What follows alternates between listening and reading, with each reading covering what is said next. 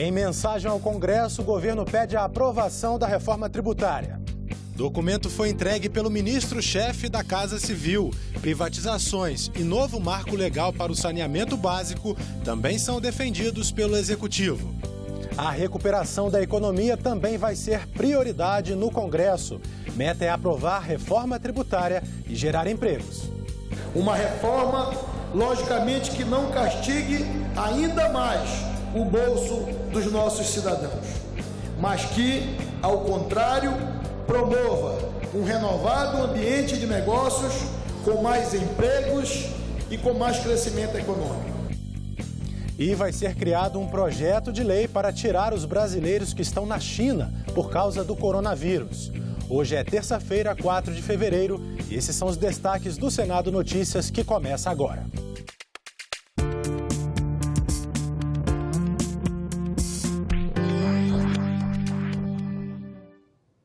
Olá, um bom dia para você.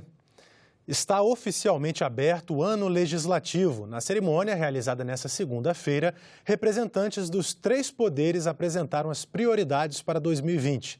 Confira como foi o dia na reportagem de Soraya Mendanha. Depois de um mês de preparativos, a segunda-feira de manhã foi para os ajustes. Limpeza dos tapetes vermelhos, acerto dos últimos detalhes da equipe da organização e inspeção policial.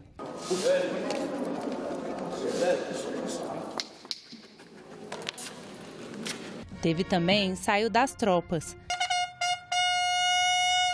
Cerca de 300 servidores e 400 militares trabalharam para garantir que tudo saísse como planejado. A gente estendeu os tapetes todos, né? A gente chegam as flores que vão para o plenário, a gente tem que se preocupar e a gente tem todo o lanche que vai ser servido para os militares que participarão do evento. Então hoje é a finalização. Estamos trabalhando desde o começo do mês para isso e eu tenho certeza que por ser um evento bem organizado, não vai ter nenhuma intercorrência. Um pouco antes das 3 da tarde, tempo firme.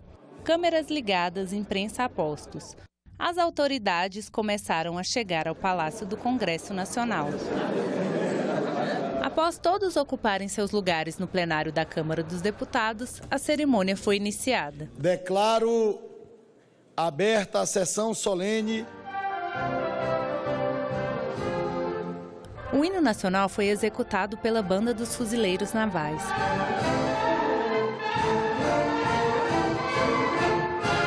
A mensagem do Executivo, trazida ao Congresso pelo ministro-chefe da Casa Civil, Onyx Lorenzoni, foi lida pela primeira secretária da mesa do Congresso. O presidente Jair Bolsonaro pediu que as demandas da população sejam atendidas. Esperamos e confiamos que a voz da população brasileira seja ecoada no Congresso e que seus anseios prevaleçam acima de tudo. O presidente do Supremo Tribunal Federal falou sobre a importância da divisão dos poderes. O Legislativo cuida do futuro, o Executivo cuida do presente e o Judiciário resolve os conflitos que resultaram no passado já vivido. Acabar com a guerra fiscal é uma das prioridades para o presidente da Câmara dos Deputados. Existem muitas estratégias possíveis para alcançar essa finalidade. O momento que o país atravessa, entretanto, é de grave crise fiscal. Ele nos remete a um único caminho, o da responsabilidade fiscal, que permitirá, em curto prazo, que gastemos menos com a estrutura do Estado e mais com políticas sociais para a nossa população. O compromisso com a democracia deve ser essencial para o funcionamento do Congresso ao longo do ano. O país espera muito de nós e este Congresso Nacional sabe o tamanho da sua responsabilidade. Nosso compromisso é fortalecer a confiança dos brasileiros junto a este poder. As instituições a que servimos são maiores do que nós. E esse Congresso Nacional sabe a sua grandeza. Investimentos e geração de empregos são as expectativas do governo federal para este ano de 2020. Para isso, ele defende a aprovação de novas reformas como a tributária. Esses são alguns dos destaques da mensagem presidencial que foi lida na sessão de abertura do ano legislativo. A mensagem do presidente Jair Bolsonaro foi levada ao Congresso pelo ministro-chefe da Casa Civil, Onyx Lorenzoni. A apresentação foi lida pela deputada Soraya Santos. O documento, na íntegra, tem 150 páginas. O texto destaca realizações do governo no ano anterior e aponta a expectativa da aprovação de pautas como a reforma tributária, a privatização da Eletrobras e o marco legal do saneamento. Investimentos e empregos. Caminhamos para um ambiente fértil de emprego e prosperidade. Melhoramos o ambiente de negócios, proporcionando mais oportunidades para que os empreendedores prosperem. Com isso, já começamos a melhorar a geração de empregos e renda. Economia. Nossa taxa básica de juros, Selic, está em níveis mínimos históricos. A inflação sob controle. A Bolsa bateu sucessivos recordes e o risco Brasil diminuiu significativamente. A aprovação da nova Previdência foi um sinal mais do que claro de que o Brasil está no caminho certo e de que existe um entrosamento entre os poderes em prol do Brasil. Relações internacionais. O viés ideológico deixou de existir em nossas relações com o exterior. O mundo voltou a confiar no Brasil. Venezuela. Em 2019, milhares de pessoas viram-se obrigadas a deixar a Venezuela e adentrar em nosso país, em um êxodo de grandes proporções na América Latina. Mesmo em um contexto de restrição orçamentária, trabalhamos para oferecer condições dignas e esperança para iniciar uma nova vida.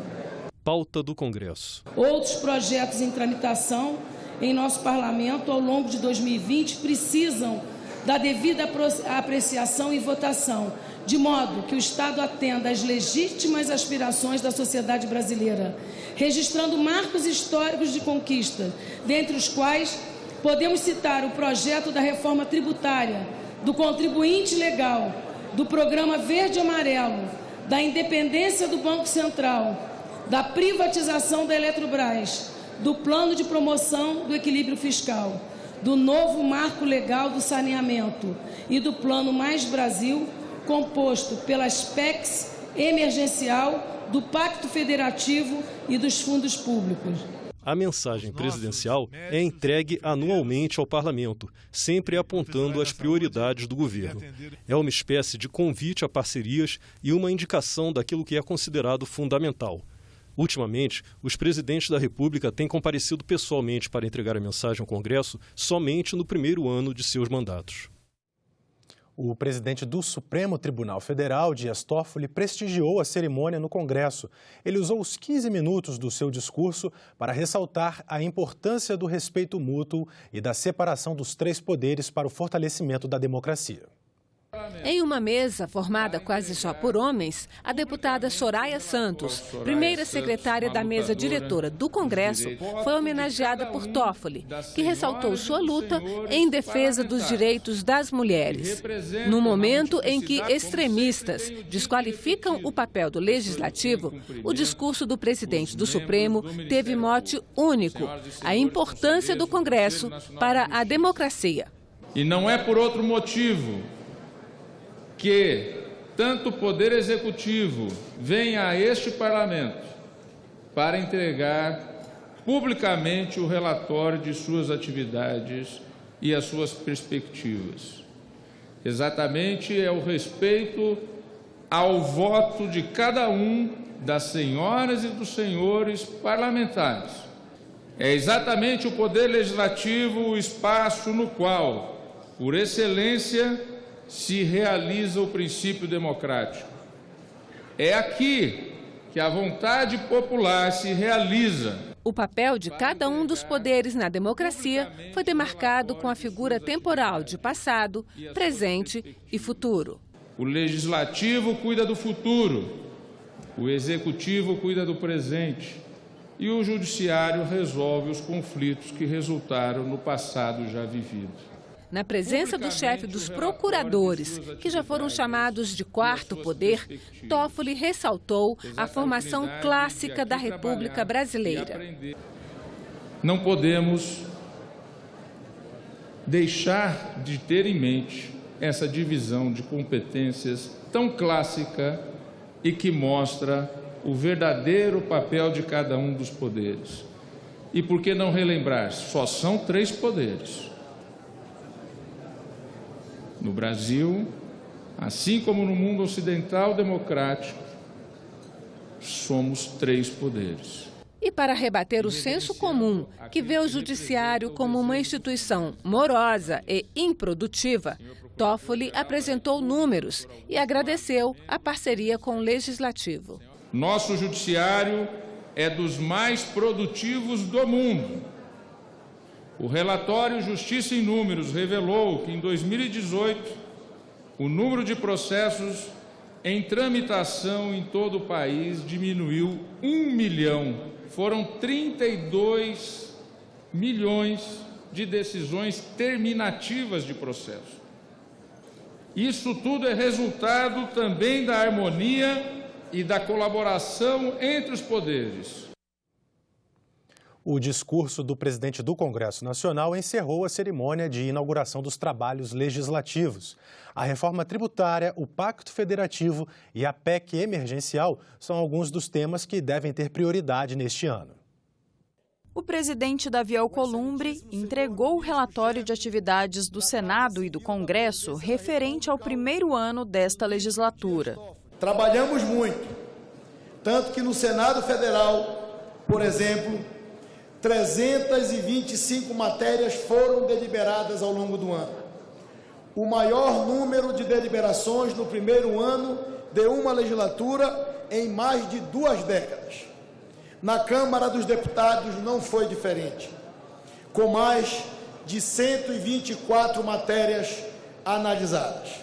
Em 2020, a principal meta do Poder Legislativo continuará sendo a recuperação da economia e a criação de um cenário favorável à retomada de empregos, a exemplo da aprovação da reforma da Previdência no ano passado. Iniciamos o ano com uma agenda repleta de pautas improrrogáveis. A reforma tributária é uma delas. Há muitos anos, a população brasileira aguarda por uma reforma desburocratizante. É preciso oferecer amparo ao empreendedorismo e simplificar a vida dos brasileiros. Uma reforma, logicamente, que não castigue ainda mais o bolso dos nossos cidadãos, mas que, ao contrário, promova um renovado ambiente de negócios com mais empregos e com mais crescimento econômico. Além da reforma tributária, entre as pautas mais importantes neste ano estão a PEC emergencial e atualizações no Pacto Federativo. Mais autonomia a estados e municípios brasileiros, por meio da distribuição de recursos, ao mesmo tempo em que amplia a responsabilidade de todos os entes na gestão do erário. Estamos no caminho da redução de gasto, do equilíbrio das contas públicas e da sustentabilidade orçamentária. Davi Alcolumbre garantiu que o Congresso está aberto ao diálogo com os outros poderes para a construção dos melhores caminhos para o país. Este Congresso, senhoras e senhores, mostrou-se conciliador e respeitoso, mas sobretudo altivo, forte, defensor intransigente da democracia, um parlamento a serviço das legítimas aspirações do seu povo, freio e contrapeso de quaisquer excessos, um poder a serviço da República e das sagradas garantias democráticas. O Poder Legislativo afirma-se assim, como o grande fiador das mudanças que o Brasil precisa, e reitera, aqui e agora, o seu compromisso de zelar pelas liberdades democráticas, bem como o desafio de aprimorar e votar projetos e propostas indispensáveis para que o país retome o trilho da prosperidade. Também seguiremos firmes, com coragem e com muita dedicação. O ano legislativo, como estamos vendo ao longo do nosso telejornal, deve ser marcado pelos debates das reformas administrativa e tributária. As mudanças no funcionamento do governo podem incluir até uma diminuição no número de deputados e senadores.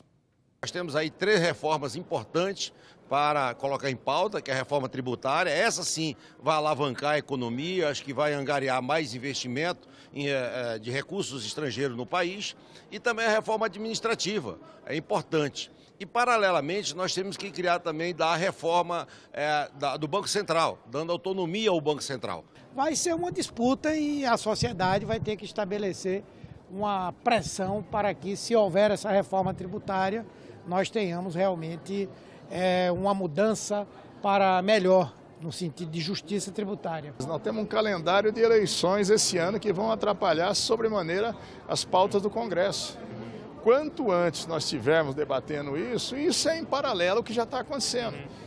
No Senado nós temos a PEC dos fundos, nós temos o Pacto Federativo, coisas que já estão. Nós temos a lei de saneamento que nós temos a obrigação. A reforma administrativa, ainda não encaminhada pelo governo ao Congresso, também traz dúvidas. E ela pode ainda alcançar o poder legislativo.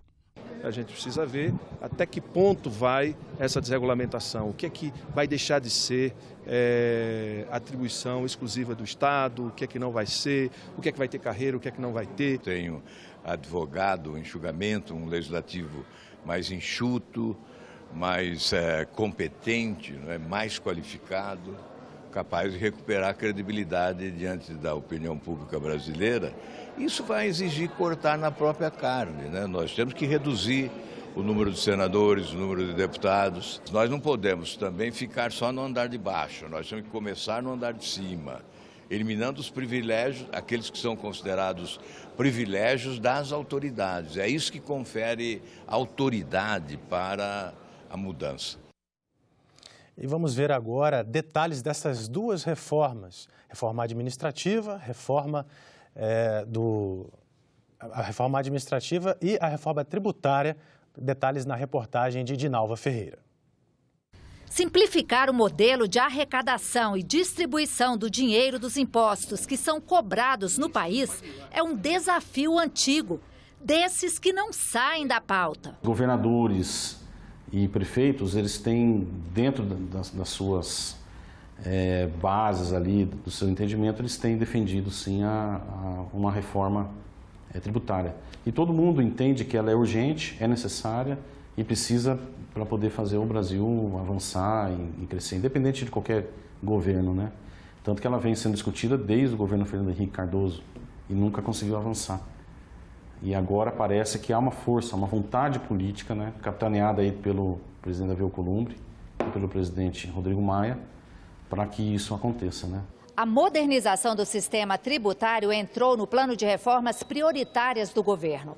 Câmara e Senado saíram na frente e já estavam discutindo propostas que tratam principalmente da redução no número de impostos. Agora, os 2 textos vão ser discutidos em uma comissão mista criada no final do ano passado.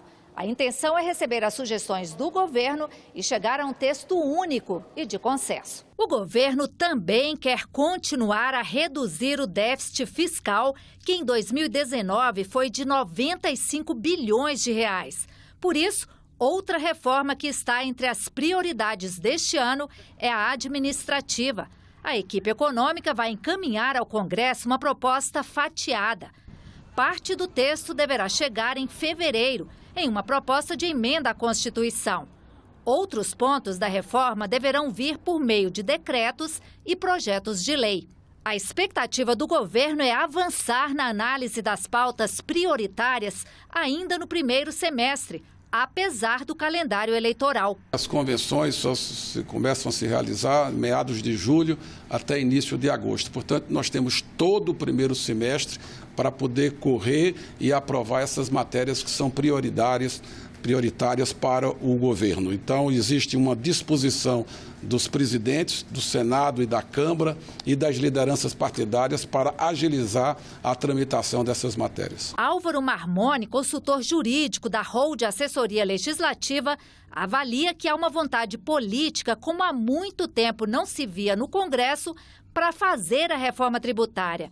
Por isso, segundo ele, ela tem mais chances de avançar este ano do que a reforma administrativa, mas só deve ser votada depois das eleições. As duas matérias, tanto a PEC 45 quanto a PEC 110, elas já estavam bastante avançadas com a realização de audiências públicas, com a apresentação de emendas. Então, a gente acredita que, na nossa avaliação, que a construção de um texto vai ser mais fácil. Tanto o Senado quanto a Câmara já haviam conversado com os setores econômicos, com os setores políticos, então está muito mais avançada. Antônio Augusto de Queiroz, do Departamento Intersindical de Assessoria Parlamentar, o DIAP, pensa diferente. Segundo ele, a reforma administrativa é muito mais fácil de ser aprovada do que a tributária. A administrativa tem mais chance de passar esse ano do que a tributária, dado o grau de conflito, de vetos, de dificuldades na tributária. Ela envolve uma série de agentes de oposição e que têm interesse nesse processo, diferentemente da administrativa, cuja resistência fica localizada apenas entre os servidores públicos. Também ontem ocorreu a abertura do ano judiciário, realizada no Supremo Tribunal Federal. Participaram da cerimônia o presidente do Senado, Davi Alcolumbre, da Câmara dos Deputados, Rodrigo Maia, e o vice-presidente da República, Hamilton Mourão. O presidente da Corte, Dias Toffoli, destacou o bom relacionamento entre os poderes e disse que nenhuma Suprema Corte no mundo julga tantos processos como a brasileira. Em 2019, foram 115 mil decisões. O Poder Judiciário Nacional apresentou os maiores índices de produtividade nos últimos 10 anos. Presidente Mourão, presidente Davi, presidente Rodrigo Maia.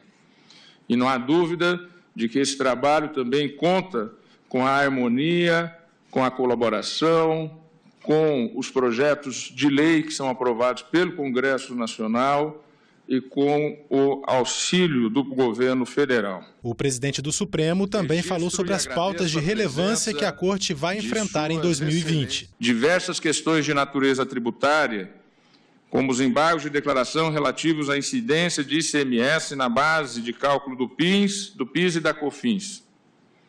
Política de preços mínimos para o transporte rodoviário de cargas. Distribuição dos royalties do petróleo. Diversas ações relativas a dispositivos da recente reforma trabalhista. Questões eleitorais, como diversas ações contra dispositivos da mini-reforma eleitoral, dentre outros casos. Sobre a abertura do ano no Judiciário, o presidente do Congresso Nacional, Davi Alcolumbre, disse em suas redes sociais que, abre aspas, o Congresso Nacional está de portas abertas para o diálogo constante e tenho certeza de que iremos construir, de forma conjunta e harmônica, os melhores caminhos para o país. Fecha aspas. O retrato das bancadas partidárias no Senado está diferente em relação ao começo da legislatura no ano passado. Alguns partidos cresceram, outros diminuíram. Mudanças com impactos na disputa por espaços dentro da casa e nas eleições municipais deste ano. A 56ª legislatura começou em 2019 com a maior fragmentação da história do Senado. 16 partidos tinham assento na casa. O número se mantém um ano depois, mas 13 senadores mudaram de legenda, alterando a correlação de forças. O MDB continua a ser a maior bancada. Tinha 13 parlamentares e ganhou mais um. O Podemos foi o partido que mais cresceu. Começou a legislatura com 5 parlamentares e dobrou de tamanho. O PSD, que era o segundo maior partido, caiu para a 3ª posição. PSDB, PT, Progressistas, DEM e PDT continuam com o mesmo número de senadores. A Rede e o PROS perderam um parlamentar cada. Já o Cidadania continuou do mesmo tamanho. O PSL caiu pela metade após a saída dos bolsonaristas. O PL manteve a mesma bancada, enquanto o PSB perdeu um senador. Republicanos e PSC continuam com apenas um senador. Um senador está sem partido. É Flávio Bolsonaro, que deixou o PSL. Essa dança das cadeiras acontece por questões estratégicas. Quanto maior o partido dentro da casa, maior a influência do parlamentar nas decisões, como cargos na mesa diretora, presidência em comissões e relatoria de projetos. Essa mudança partidária, essas trocas partidárias têm influenciado, sim, as forças internas no Senado Federal. Como, por exemplo, um partido político que foi eleito com 5 senadores e que hoje dobrou, tem 10, e que na próxima eleição da mesa do Senado Federal pode pleitear um cargo maior na mesa diretora ou uma comissão mais importante da Casa, como a presidência da Comissão de Constituição e Justiça ou a Comissão de Assuntos Econômicos. Essas mudanças partidárias podem ser motivadas pelas eleições municipais que serão realizadas neste ano. O fim das coligações nas eleições proporcionais influencia os parlamentares a migrar para partidos maiores. Antes existia a coligação, o PSDB poderia fazer uma coligação com o PCdoB e tinha aquele puxador de voto que exatamente não tinha o voto e que tinha maior voto puxava aquele que não teve quase nenhuma representação. Enfim, o fim das coligações vai ser muito justo no aspecto de valorizar os partidos mais representativos, os partidos que têm mais voto e mais voz junto à sociedade. As mudanças nas bancadas não mudam a agenda do governo. O governo não negocia diretamente com o partido. O que nós temos visto é que o governo negocia exatamente a sua agenda e com lideranças individuais, justamente pelo governo não ter uma coalizão partidária que dê sustentação à sua agenda. Vamos conferir agora o que está previsto nas comissões do Senado para amanhã desta terça-feira. Vamos ver, 2 audiências públicas estão marcadas. Às 9 horas, na Comissão de Direitos Humanos, haverá debate com convidados. A situação dos imigrantes no Brasil é o tema. Às 9h05, a CPI, criada para investigar a situação das famílias e familiares do acidente da Chapecoense, daquele avião que caiu com o time de futebol na Colômbia em 2016, vai ouvir familiares e representantes das vítimas. Às 10 horas, a Comissão de Assuntos Econômicos faz reunião deliberativa. O primeiro item na pauta é o que muda a Lei de Responsabilidade Fiscal para determinar que cada poder responde de forma individualizada por seus limites de gastos com o pessoal. Dessa forma, o Poder Executivo ficaria livre de sanções, por exemplo, se quem extrapolou os limites foi o Legislativo ou o Poder Judiciário. Às 11 horas da manhã, a Comissão de Educação tem reunião para exame de projetos. Um deles é o que prevê o fornecimento de uniforme escolar na educação básica.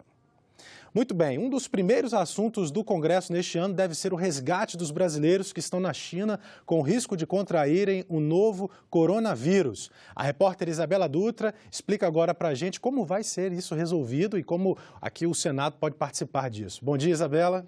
Bom dia, Tiago. Bom dia a todos. Tiago, a epidemia de coronavírus já tem números bastante expressivos. Olha só, são 24 países com infecção confirmada, 427 mortes. Só na China são mais de 20 mil casos. A Casa Civil da Presidência da República fez ontem a primeira reunião do Grupo Interministerial de Emergência e Saúde Pública para discutir exatamente esse caso do coronavírus. Ficou decidido que o governo vai enviar um projeto de lei ao Congresso para consolidar a legislação sobre a quarentena, legislação essa que já vai ser aplicada aos brasileiros que serão trazidos da China. O governo pensou em editar uma medida provisória, mas optou por um projeto de lei, porque a medida provisória, apesar dela ter validade imediata, ela precisa ser aprovada também em até 120 dias para só então virar lei. Esse projeto vai consolidar a legislação que já existe sobre quarentena, mas é uma legislação totalmente fragmentada. Então, vai reunir um tratado internacional e acordos que foram feitos, decretos que foram feitos desde os anos 40 sobre essa legislação de quarentena. Os presidentes da Câmara e do Senado disseram que podem pautar esse projeto de lei rapidamente. Inclusive, na Câmara, ele pode ser pautado com urgência ainda hoje.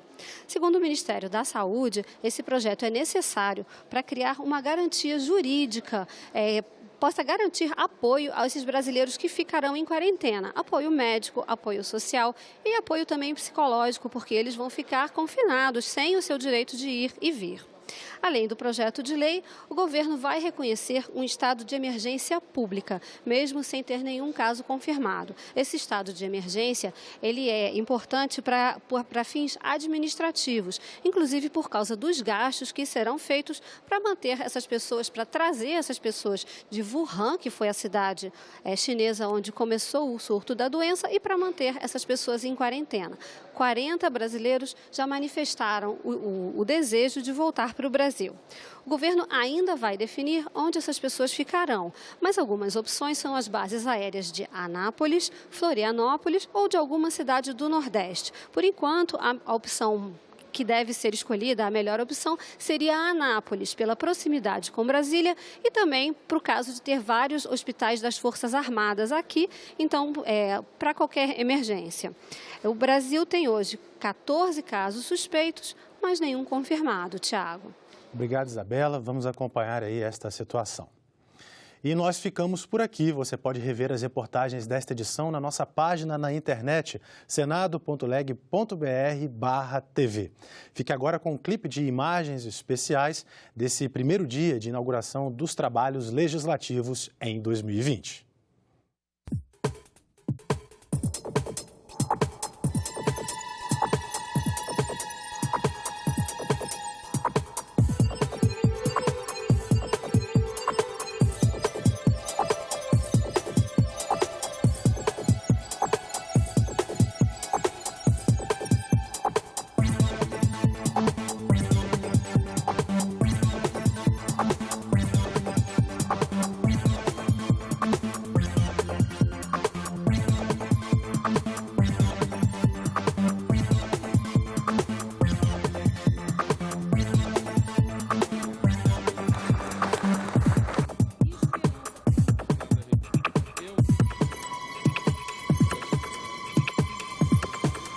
A 56ª legislatura.